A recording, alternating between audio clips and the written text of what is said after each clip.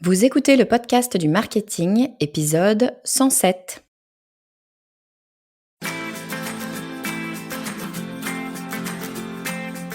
Bonjour et bienvenue.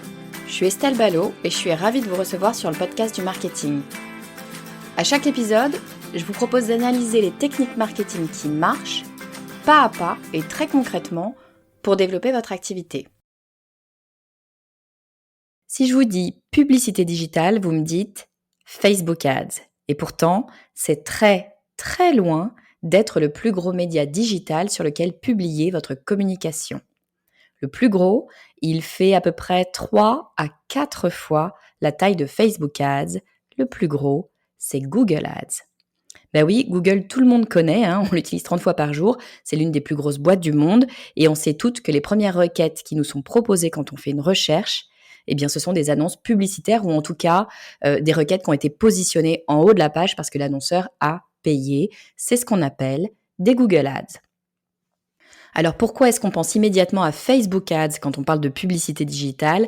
Ma théorie, c'est que Facebook a fait un très bon job dès le début pour rendre la publicité accessible à tous, même des particuliers, avec le fameux bouton « Booster votre post ».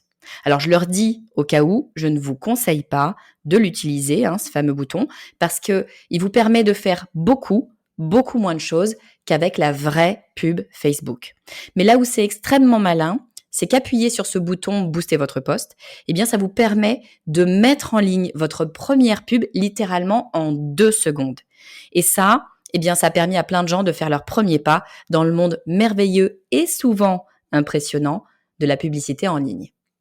Et puis, quand vous avez vu que c'est facile et que c'est bien, vous en demandez plus, vous êtes convaincu et vous restez chez Facebook. C'est ce que moi j'ai fait et c'est ce que beaucoup de gens ont fait aussi, j'imagine. Oui, mais je me pose une question. Est-ce que Facebook est vraiment le meilleur endroit pour communiquer sur nos marques ou est-ce qu'il vaudrait mieux se tourner vers Google Ads ? Et comme souvent, je vous dirais, ça dépend. Mais ce qui est sûr, c'est que Google Ads a de gros atouts. Cet outil ne fonctionne pas sur le même principe que Facebook et en plus, il propose un taux de conversion en général bien plus élevé. Du coup, on serait folle de ne pas regarder ce qu'il se passe du côté de Google Ads. Alors, si je vous en parle, c'est que j'ai déjà utilisé Google Ads.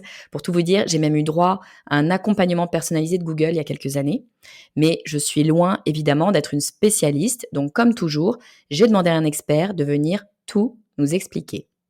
Cet expert, c'est Jérémy Letao, c'est un ancien de Google et il est maintenant directeur adjoint de Making Science, une des agences de com digital qui a le vent en poupe. Jérémy et moi, on partage une même vision du marketing. On pense que le marketing, c'est pas compliqué. Et quand ça l'est, c'est parce que ce sont les marketeurs en général qui parlent de façon complexe. Du coup, vous pouvez compter sur lui pour tout nous expliquer ce qu'il y a à savoir sur Google Ads clairement et sans se faire des nœuds au cerveau. Et pour tout vous dire, on a tellement apprécié enregistrer cet épisode ensemble, Jérémy et moi, que lui et son équipe m'ont invité à participer à un événement qu'ils organisent le 8 février prochain. Il s'agit d'une conférence où on parlera de search, justement, et plus précisément de l'automatisation du search et de l'impact que ça aura sur la publicité. Alors attention, il y aura du beau monde. On aura Google, l'IAB, Showroom Privé et plein d'autres. Et la bonne nouvelle, c'est que vous êtes invités. Il n'y a qu'une centaine de places, donc ne tardez pas. Vous pouvez vous inscrire sur lepodcastdumarketing.com/Google et venir boire un verre avec moi à la fin de l'événement. Allez, c'est parti. Je vous propose d'accueillir tout de suite Jérémy Letao. Bonjour à tous et puis salut Jérémy. Je suis très heureuse de te recevoir sur le podcast du marketing. Bienvenue à toi sur le podcast. Merci de me recevoir. Écoute, je suis très contente. On va parler ensemble d'un sujet dont on parle souvent. On va parler de pub digitale notamment. Mais on va pas parler de la pub digitale comme on en parle habituellement. Très souvent, quand on parle de pub sur le podcast du marketing, mais en fait, un petit peu partout, je trouve, on parle bien souvent des Facebook Ads. Parce que c'est probablement le plus abordable, le plus facile, ou du moins on pense que c'est le plus abordable, le plus facile. Mais aujourd'hui, avec toi, on va parler d'autre chose. On va parler de Google Ads. Et je trouve qu'on n'en parle pas assez souvent. Donc, je suis vraiment super heureuse qu'on ait l'occasion d'aborder le sujet. Avant qu'on rentre dans le détail des Google Ads, est-ce que tu peux nous dire, Jérémy, qui tu es et ce que tu fais ? Alors effectivement, je m'appelle Jérémy Leitao et aujourd'hui, je pilote la division France de Making Science, qui est une boîte espagnole de à peu près 1000 personnes. Et avant ça, j'ai fondé Celsius en 2016, qui a été racheté justement par Making Science il y a à peu près un an. Et si je remonte un peu avant, j'ai travaillé chez Google pendant 3 ans. Et, euh, et c'est là où j'ai appris à connaître l'écosystème et j'ai été un peu formé sur l'écosystème avant chez Effilab où j'ai passé un an avec Louis Duclerc et Olivier Van Den Broek. Donc aujourd'hui, si on cumule tout, ça fait à peu près 10 ans que je tourne autour du sujet, donc je commence un peu à le connaître effectivement. Super. Ouais, t'as passé quelques temps chez Google et puis Making Science, vous avez, c'est quoi? C'est une agence de publicité, Facebook Ads, Google Ads, ce genre de choses, hein, c'est ça? Exactement. Ok. À la suite de Google, où j'ai passé 3 ans avec mon associé d'aujourd'hui qui s'appelle Jérôme Cochard, on a décidé de fonder Celsius. Une des raisons pour lesquelles on a décidé de fonder Celsius, et je pense qu'on aura l'occasion d'en reparler un peu plus longuement, c'est qu'on a observé autour de 2016 un virage complet. C'est-à-dire qu'avant 2016, Google, c'était une entité assez complexe du point de vue des utilisateurs et donc du coup des annonceurs, où c'était un peu de l'artisanat et il y a eu un shift complet sur l'automatisation à ce moment-là. Et mon rôle chez Google, c'était d'accompagner les agences. Donc moi, tous les jours, j'allais voir les agences en leur disant voilà les nouveaux produits Google, il y a ça, il y a cette fonctionnalité qui vient d'apparaître, il y a et en l'occurrence, une grande partie de mon discours, c'était de leur dire l'automatisation arrive, euh, embrassez-la parce qu'elle va changer votre façon de fonctionner. Et on prenait notre bâton de pèlerin avec Jérôme, on répétait ça tout le temps et pas grand monde m'écoutait en réalité. Enfin, en tout cas, on voyait beaucoup de réticence de la part des agences. Ben, ça m'étonne pas que tu me dises ça parce que c'est vrai que je trouve que Google Ads, bizarrement d'ailleurs, je sais pas vraiment te dire pourquoi, hein, mais d'instinct comme ça, Google Ads fait peut-être un petit peu peur. Moi, j'ai le souvenir au début, enfin au début, j'allais dire au début de ma carrière de marketing digital, la vieille. Mais au départ, c'était Google Ads. Tu voulais faire de la pub, c'était Google Ads. Et puis après, Facebook, j'ai l'impression, a pris complètement le lead. Et finalement, en tout cas moi dans mon quotidien, on parle tout le temps de Facebook Ads et finalement beaucoup moins maintenant de Google Ads, ou en tout cas, Google Ads est souvent vu comme un outil pour les grosses entreprises qui sont staffées, qui voilà, qui ont le savoir-faire, parce qu'on imagine que Google Ads c'est compliqué. Est-ce que c'est le cas? Est-ce que c'était le cas? Est-ce que c'est toujours le cas? Comment tu vois les choses? Ce qui est sûr, c'est que, alors déjà, Google, c'est plus vieux que Facebook. Ça a été créé en 98. Et d'ailleurs, c'est souvent un truc que je me dis, c'est euh, on sait tous à peu près, enfin ceux qui ont l'âge, on sait tous à peu près où est-ce qu'on était France-Brésil en 98. Et à ce moment-là, Google n'existait pas. Et depuis, ça Ah, a c'est dingue, bouleversé oui, la vie. j'ai pas percuté ça, t'as raison. Et Et quand depuis, tu ça a m'as dit bouleversé la vie. 98, j'allais te dire 98, c'est quoi? C'est quasiment 10 ans avant Facebook. Facebook, c'est 2006, non? Je dis une bêtise? Exactement, ouais, c'est 2005-2006. Et donc c'est arrivé avant, leur produit publicitaire est arrivé avant, et donc du coup, il y a beaucoup d'entreprises qui ont grandi avec Google, et Google a grandi avec ses clients, et les clients ont grandi avec Google. Et c'est vrai que euh, euh, on peut penser que c'est adapté aux grandes entreprises ou aux entreprises un peu plus institutionnelles, ou en tout cas plus établies, et Facebook, enfin, ce que je dis, c'est en moyenne, c'est-à-dire qu'il y a toujours des exceptions, mais euh, et Facebook a grandi avec ses clients aussi, mais d'autres types de clients. Et typiquement, l'apparition des DNVB, ça vient quand même beaucoup grâce à Facebook, qui a un support publicitaire qui est beaucoup plus adapté à ces entreprises que Google. Et effectivement, Facebook a réussi ce virage, en tout cas plus que Google. C'est-à-dire que Facebook, tu t'inscris et tu lances une pub, en 10 minutes, tu lances une pub. Google, alors ils ont essayé plein de choses avec Google Express, AdWords Express, etc. Mais Google, quand tu entres sur la plateforme, c'est pas si simple à appréhender que ça. En tout cas, Google fait un énorme effort pour que ça le soit, mais pendant longtemps, ça l'a pas été. Ouais, c'est vrai que c'est ce qu'on se disait en off quand on parlait de cette émission, de cet épisode.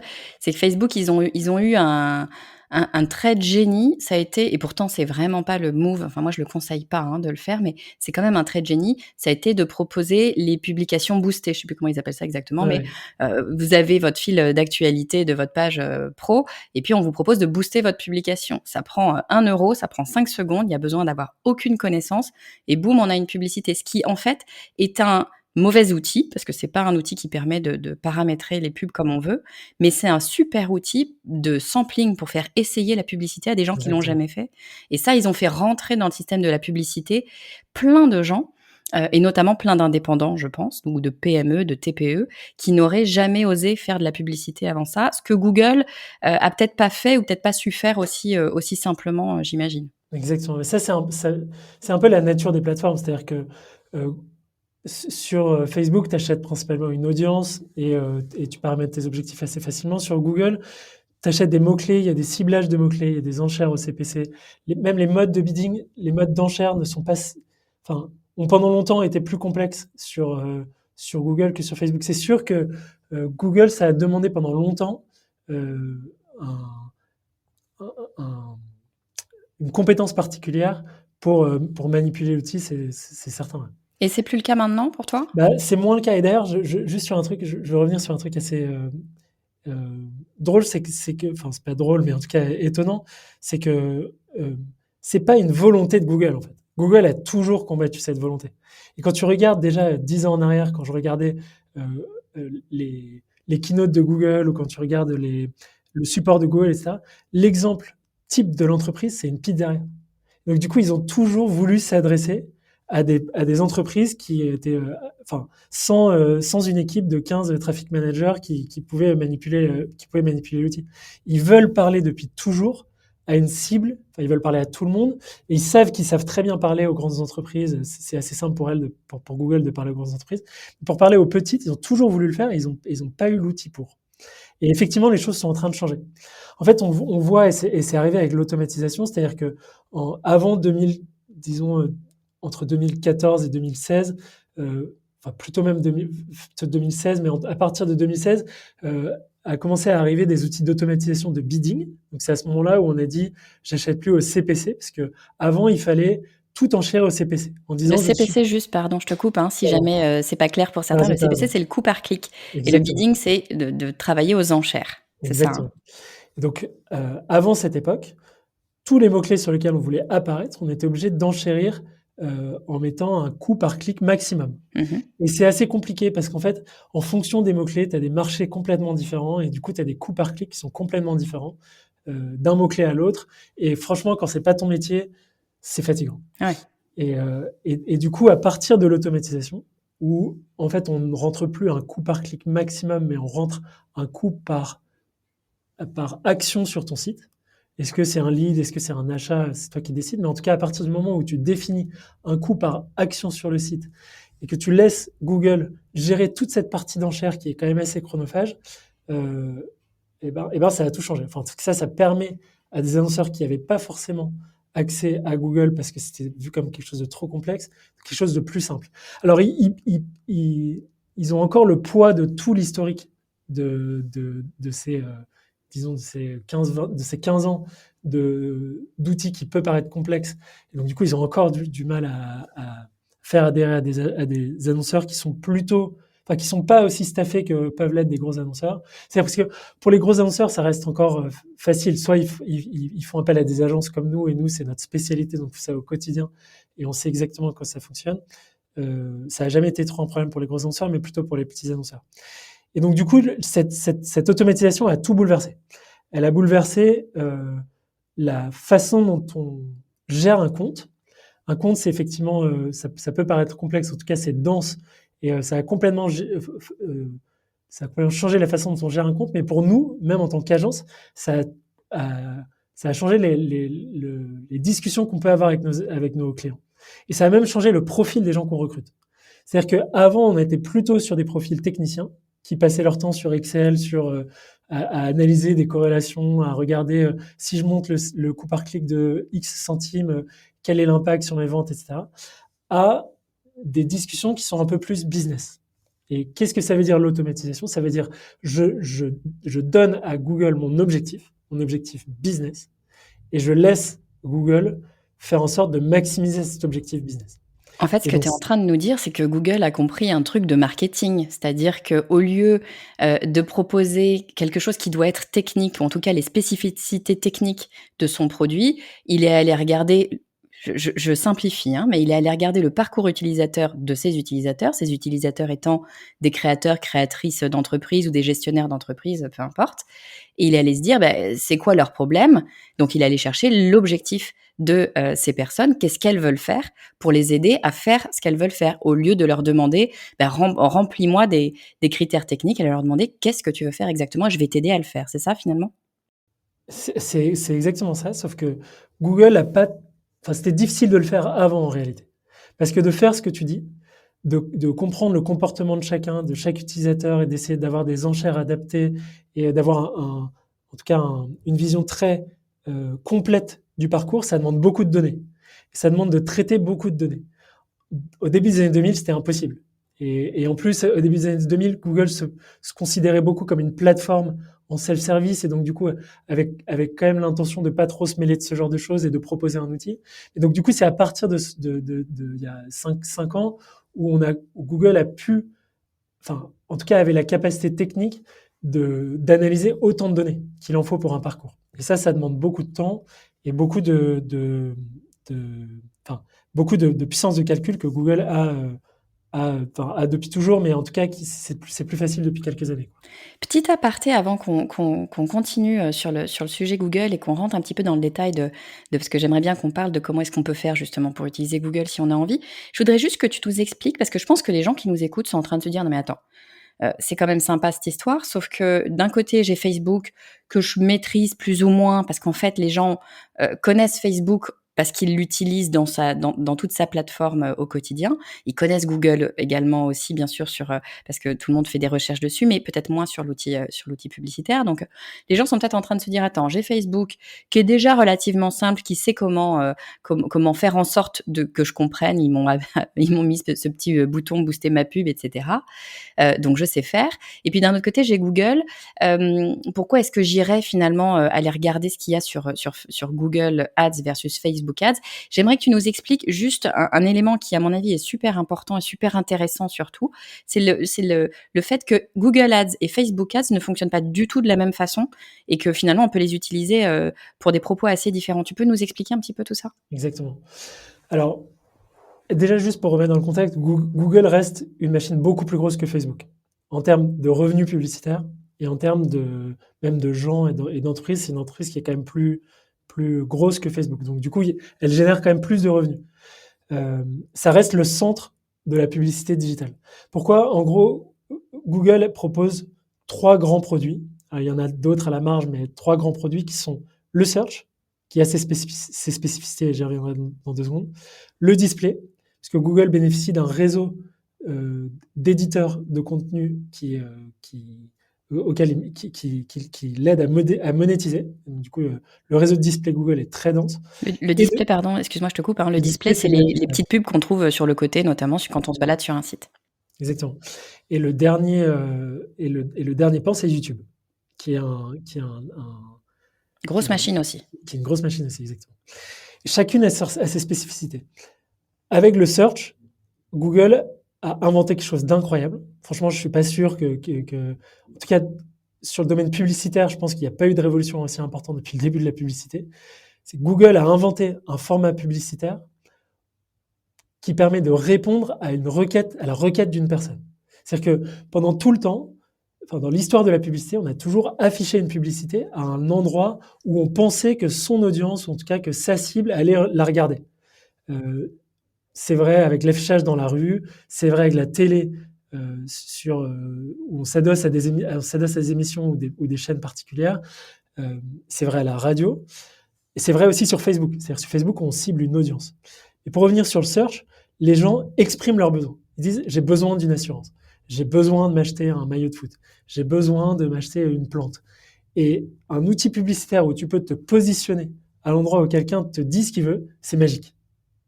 C'est exactement ce que je voulais te faire dire, c'est que c'est là où il y a la magie de Google, c'est qu'effectivement, les gens qui vont sur Google viennent dire à Google: «Je cherche ça» et Google va emmener ces gens-là à l'endroit précis qu'ils recherchent.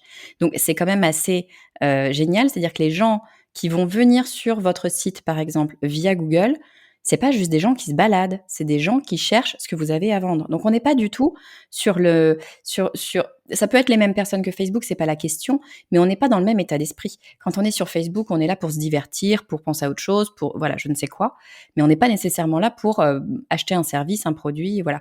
Quand on est sur Google, on est là pour aller chercher des informations sur un produit, un service et potentiellement passer à l'achat. Donc, c'est quand Exactement. même super intéressant. Mais là où Google a été vraiment très, très fort, c'est qu'à côté de ça, donc ils ont inventé le format publicitaire, qui révolutionne les formats publicitaires honnêtement, et à côté de ça, ils ont aussi mis en place ce système d'enchères.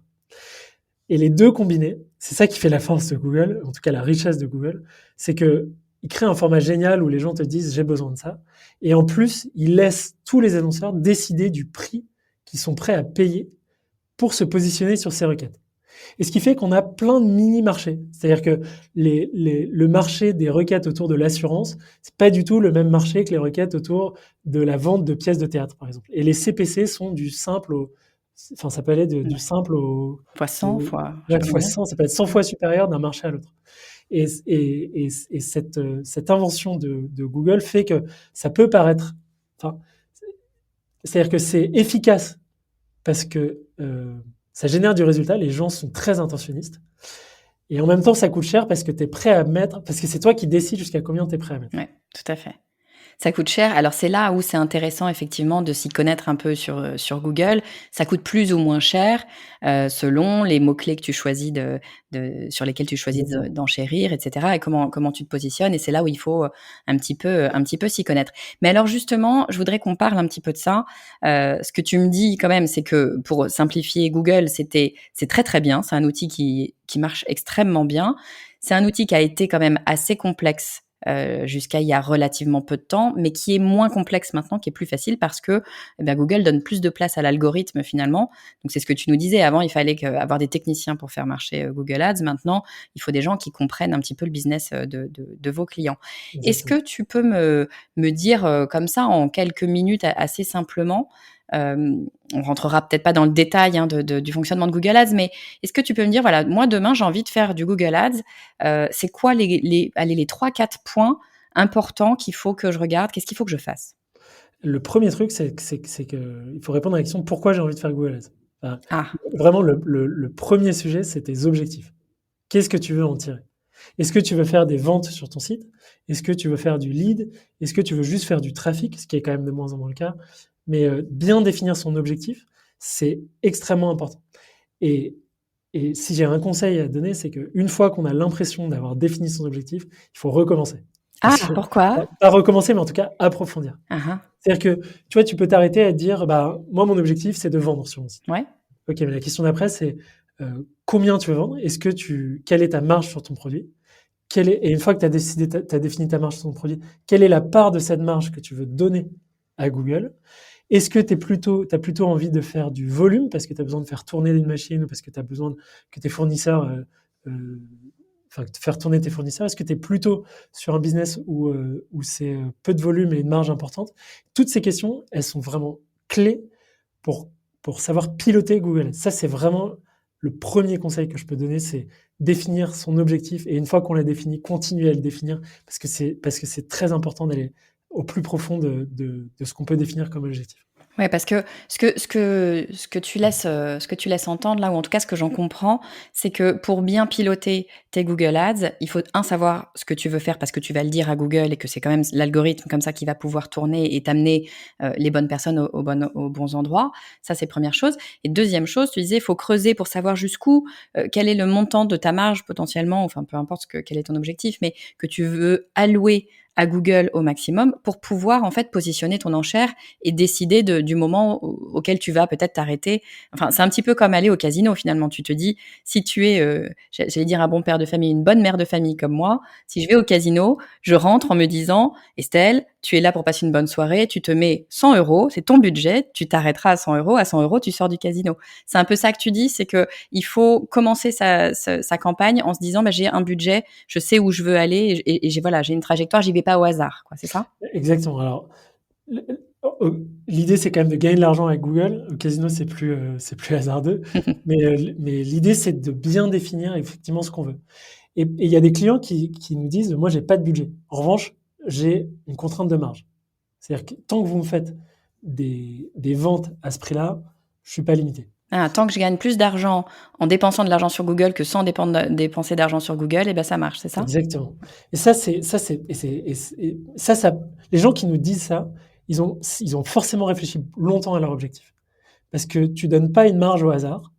Et si tu l'as mal calculé et que tu dis: «Je suis illimité», ça peut te créer des problèmes. Donc c'est forcément des gens qui ont, et on le vérifie avec eux effectivement, c'est forcément des gens qui ont réfléchi à l'objectif. Et là, je parle de vente, mais on peut aussi avoir la même, la même logique sur des leads. Les clients, on travaille pas mal avec, des assureurs en l'occurrence, peut-être pour Mmh. ça que j'utilise ce mot-là depuis enfin que j'ai utilisé, 3-4 fois. Parce que les assureurs souvent ils nous disent: «Moi j'ai besoin de leads». Et on leur dit: «Mais est-ce que c'est vraiment ça dont tu as besoin?» En réalité, ils ont pas besoin de leads, ils ont besoin de vente. Ouais. Et In fine, c'est souvent ça, effectivement. exactement. Et d'ailleurs, une fois qu'on a donné une vente, ils ont pas forcément besoin que de vente, ils ont besoin de vente avec des gens qui restent longtemps, les assureurs, et des primes élevées. Mmh. Du coup, on est loin du lead quand on dit ça. Ouais, ouais, tout à Et fait. ce qu'on fait du coup, c'est qu'on essaie de travailler avec eux sur comment est-ce qu'on peut approximer une LTV importante et des primes élevées avec certains types de leads. Et donc on fait on a développé un outil qui s'appelle Gauss et qui permet de faire ces calculs-là. Mais ce que je veux dire par là, c'est que l'objectif, souvent, on s'arrête à un objectif qui est plutôt simple, alors même qu'aujourd'hui, la plateforme Google permet de définir un objectif qui est assez complexe. Et donc la différence, en fait, c'est là où on accompagne nos clients, c'est que la différence entre un annonceur qui va te dire: «Moi, mon objectif, c'est de faire du lead», et un annonceur qui vend la même chose au même prix et qui dit: «Moi, mon objectif, c'est de faire une LTV importante et avec des primes élevées», les résultats ne seront pas du tout pareils. Et en fait, c'est dommage de se priver de ce que Google peut faire justement avec l'automatisation et la simplification, qui est d'aller au plus profond de l'objectif. C'est pour ça que les profils qu'on recrute, ce que je disais tout à l'heure, sont pas du tout les mêmes que ce qu'on aurait pu recruter il y a 5 ou 10 ans. Je parlais tout à l'heure de Defilab, c'est là où j'ai commencé. Defilab, on recrutait plutôt des techniciens. Aujourd'hui, c'est plus du tout le cas parce qu'on a besoin d'amener la discussion avec notre client de c'est quoi votre objectif final, comment est-ce on peut vous aider. Et souvent, l'objectif nous dit, le client nous dit je veux un volume et, et une rentabilité. Et souvent, c'est compliqué. Enfin, notre job, c'est aussi d'aider nos clients à comprendre qu'on ne peut pas vouloir et un volume défini et un coût d'acquisition défini, parce que sinon, ça s'appelle le communisme, Eh oui, tu bloques tout. c'est une économie Tu d'État. bloques le système en fait, Exactement. des enchères de Google. OK, donc ce que je comprends, c'est que première étape, ultra importante, c'est définir notre objectif et j'aime beaucoup comment tu ce que tu dis, une fois que tu as défini ton objectif, tu redéfinis ton objectif parce qu'en fait, tu es pas allé assez loin. Donc ça, Exactement. j'aime bien. C'est vraiment il faut creuser pour vraiment savoir exactement jusqu'au bout où est-ce que finalement, où est-ce qu'on veut aller parce que l'outil Google Ads va nous permettre d'aller positionner, cet objectif. Deuxième conseil que tu aurais, à nous donner, deuxième chose qu'il faut qu'on regarde quand on crée notre campagne?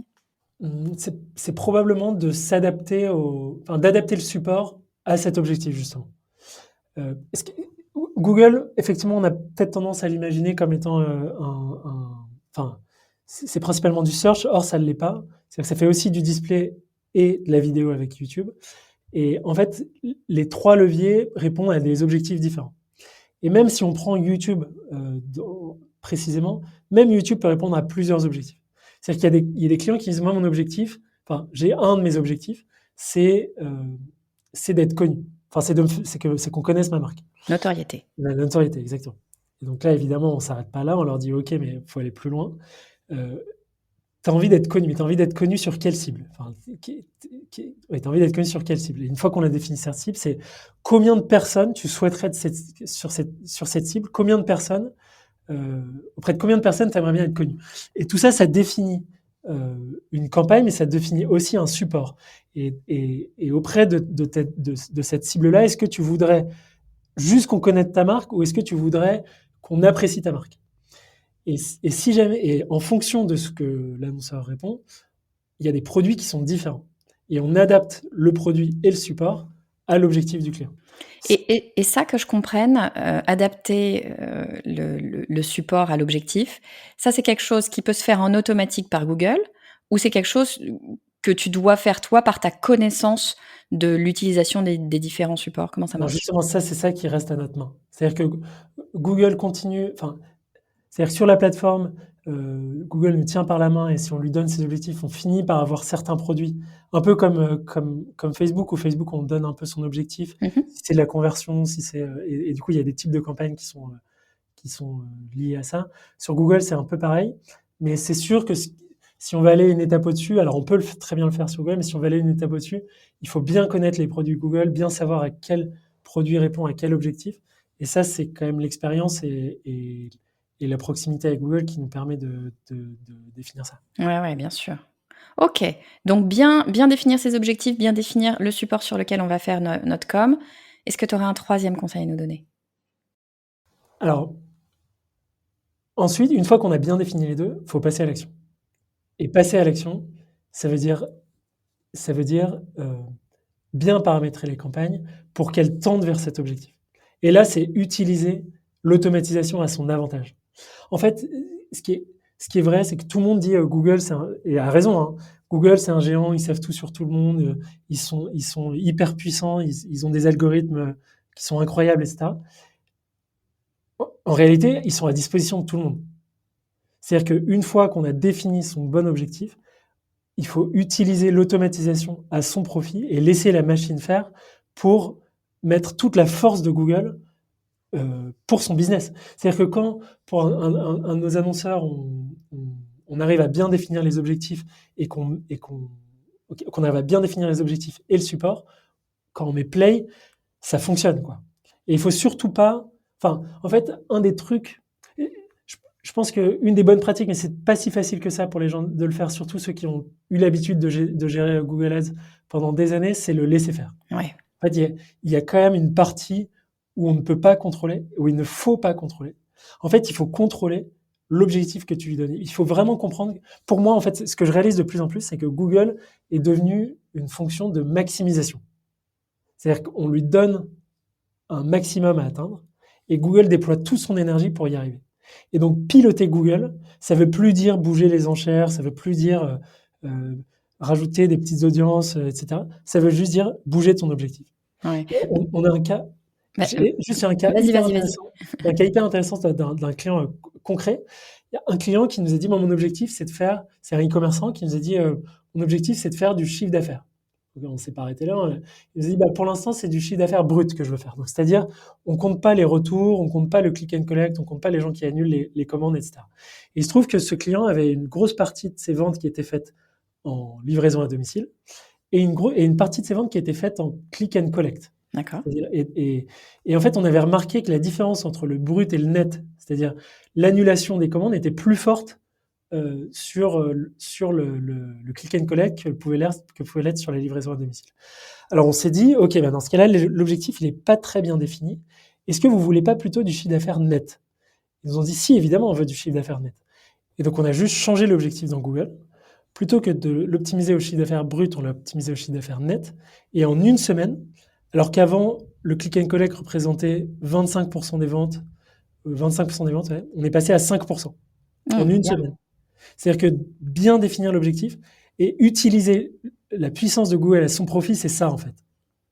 Moi, tu vois, j'ai l'habitude de dire un truc tout simple, mais qui marche pour Google Ads, mais qui marche pour Google en général, pour le SEO, etc. C'est Google est plus intelligent que toi. Moi, je Exactement. pars de ce principe-là. Google, c'est quand même juste l'une des plus grosses machines du monde, avec très probablement les ingénieurs les plus intelligents du monde, ou en tout cas ceux qui en font partie. Donc, de base, ils sont plus intelligents que moi. Ils ont un algorithme qui est une machine gigantesque. Donc, effectivement, on a plutôt intérêt à dire, écoute, Google, je te laisse faire ce que tu sais faire. Donc, je te laisse tourner et réfléchir et trouver les bonnes personnes.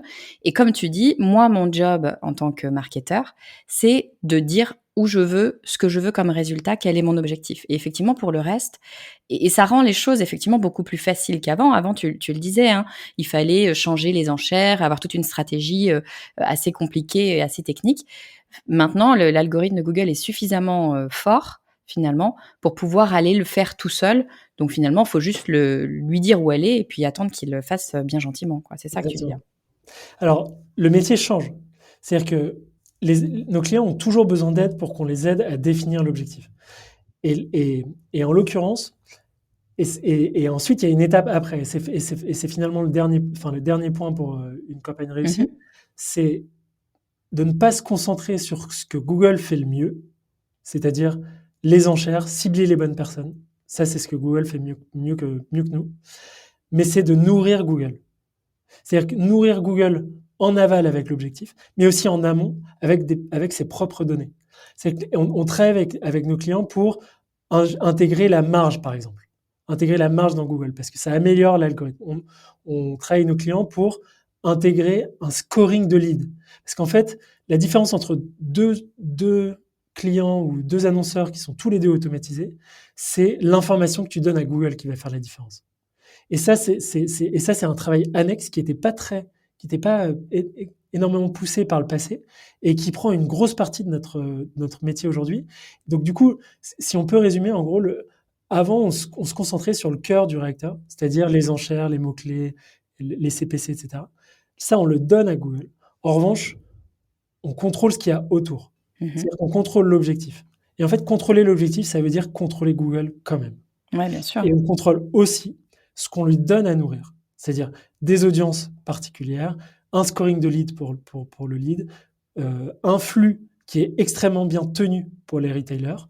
Et la différence entre un retailer qui a un flux tenu et un flux tenu, c'est-à-dire optimisé, travaillé, et un flux qui ne l'est pas, il y a quand même une différence. Donc, du coup, on est amené à travailler sur tout ce qu'il y a autour de ce moteur-là.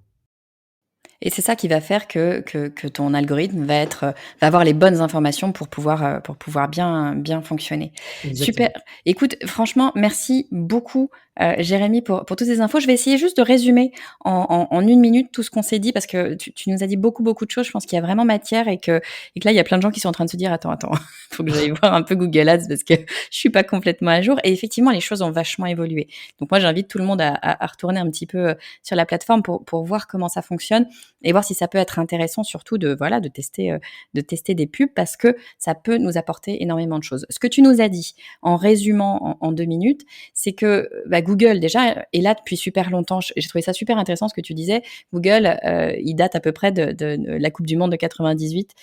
Pour ceux qui étaient là, moi je sais très bien où j'étais la Coupe du Monde de 98. Donc Google est là depuis un moment et accessoirement, c'est plusieurs années, presque 10 ans, 7-8 ans avant Facebook. Donc Google est là depuis très très longtemps dans l'univers et effectivement, il a énormément évolué, notamment sur son outil Google Ads. Et là où Google Ads était vu comme un outil peut-être complexe, fait pour les grosses entreprises, ce que tu nous dis, c'est que finalement, ça n'est plus le cas et c'est plus le cas depuis 4, 5, 6 ans avec l'avènement de l'automatisation qui a donné de plus en plus de pouvoir finalement à cet algorithme de Google qui comprend lui-même un petit peu comment changer les choses pour obtenir de meilleurs résultats pour nous. Mais ce que tu dis quand même, c'est que bien sûr, on ne peut pas laisser Google faire tout seul. Il y a quand même des choses qu'il faut qu'on fasse nous-mêmes, qu'il faut qu'on garde nous en tant qu'annonceurs. Et ces choses-là, tu dis, il y en a 4. La première, c'est de bien choisir son objectif. Et j'aime beaucoup ce que tu dis de dire, une fois que tu as choisi ton objectif, tu retravailles ton objectif parce qu'il n'est pas encore assez clair. Donc, on choisit bien son objectif, on le travaille. Deuxième élément, c'est d'adapter nos supports à notre objectif parce que, on va pas avoir les mêmes résultats probablement sur YouTube que sur du display ou autre. Donc ça, c'est très intéressant d'aller creuser ce sujet-là et on peut se faire accompagner par une agence, pourquoi pas, pour mieux comprendre comment faire avec ces éléments-là notamment. Troisième chose, c'est d'utiliser l'automatisation à son avantage et en fait, c'est un petit peu laisser la machine travailler, lui laisser le temps aussi de travailler. Et puis, quatrième chose, c'est d'enrichir les données de Google parce que on a la main, nous, pour pouvoir donner des informations en plus à Google, et c'est à nous de décider ce qu'on lui donne. Et plus, finalement, on va lui donner d'informations, une information précise, et mieux il va pouvoir travailler, les intégrer à son algorithme et te proposer les meilleurs résultats. Est-ce que ça te va comme résumé, très, très, très, très résumé? C'est exactement ça. Bon, super, génial. Merci beaucoup, Jérémy. Je suis sûre qu'il y a plein de gens qui nous écoutent et qui, je le disais à l'instant, qui disent attends, faut que j'aille voir Google Ads. Si les gens ont envie d'en savoir plus sur toi, de te suivre, de comprendre un peu plus des choses sur Google Ads, où est-ce qu'ils peuvent te trouver, dis-moi? Le plus simple, c'est sur LinkedIn. Si me chercher sur LinkedIn et Ça m'envoyer un marche. message, je répondrai. Je mettrai le lien, bien sûr, comme d'habitude, sur les notes de l'épisode. Donc, si vous voulez trouver Jérémy, c'est sur les notes de l'épisode. Écoute, merci infiniment, Jérémy. C'est un sujet super intéressant. Moi-même, je te cache pas que je pense que dès qu'on va finir cet épisode, je vais aller me balader un petit peu sur Google Ads pour voir comment la plateforme a changé. Merci beaucoup. Je te dis à très bientôt. Merci à toi. J'espère que vous avez apprécié cet épisode autant que moi. Si c'est le cas, pensez à faire 2 choses. La première, vous inscrire à ma newsletter pour être averti de la sortie des nouveaux épisodes et recevoir tous mes cadeaux bonus et mes bons plans. Vous pouvez le faire très simplement sur lepodcastdumarketing.com/newsletter. Et puis la deuxième chose, c'est de laisser un avis sur iTunes ou sur Spotify. C'est nouveau. Si vous êtes une aficionados de Spotify, vous pouvez maintenant y laisser votre avis sur mon podcast. Il suffit d'aller sur la page du podcast du marketing sur Spotify, de cliquer sur les 3 petits points et évaluer l'émission. Je compte sur vous et je vous dis à très vite.